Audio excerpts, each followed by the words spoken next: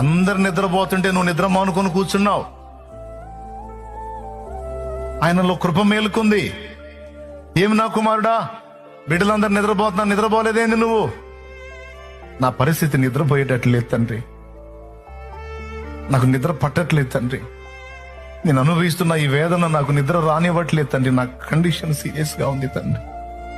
అవునా, బాధపడుకో, నేను సాయం చేస్తాలే నీకు. నువ్వు నిద్ర మానుకుంటే ఆయనలో కృప మేలుకుంటుంది, నువ్వు అన్నం మానుకుంటే ఆయనలో కృప మేలుకుంటుంది. అందరూ తిన్నారుగా మా, నువ్వెందుకు తినలేదు నా కుమారి? నాకు తినబుద్ధి కావట్లేదు తండ్రి. ఎందుకు? నా పరిస్థితి